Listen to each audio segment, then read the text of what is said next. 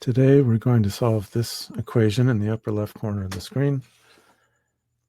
And what I'm going to do is not show every step as a memorized step that you might have learned in class, but instead give you some sense of a guiding rule of thumb or a guiding intuition for how to solve equations in general. And this will give you a sense of how I work, as well as give you a sense of guiding rules that you can use for different problems in the future. So one of our first rules that we're going to use to guide ourselves to the solution is that we know we have to get x by itself at the end of this problem. And if we look, we see that x is on the left side and x is on the right side. So it's not by itself right now. It's on both sides of the equation.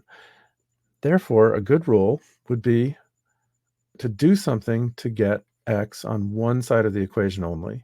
And then here I'm going to, because you're in Algebra 2, I'm going to assume that you've learned that you can add terms to both sides. Here we're going to add 11/8 x to both sides of the equation.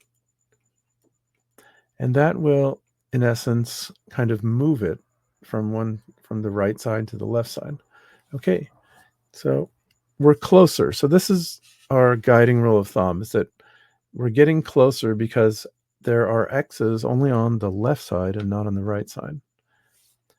Why is this not solved yet? Well, there's also a 1/2. That's not an x term on the left side. We're going to get closer when there are only x terms on the left side. So again, we're going to subtract 1/2 from both sides of the equation. And we're going to arrive at minus 4/9 x plus 11/8 x equals 6/5 minus 1/2. Okay, we're closer. We can see that we're closer because x is only on the left side. Now here, I'm going to assume that because you're in Algebra 2, you've seen combining like terms before.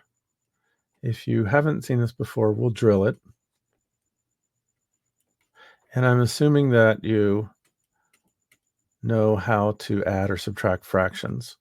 So here on the right side, we're going to go ahead and subtract those fractions right now and get 7/10. Now we're going to add the fractions that are in front of x and get 67/72 x equals 7/10. Okay, so now there's only one x and it's only on one side. So we're getting really close. Now at this point, I'm going to assume you recognize this as a one-step equation and that we have to multiply 72 over 67 by each side, and we get x equals 252 over 335. And so that's the answer.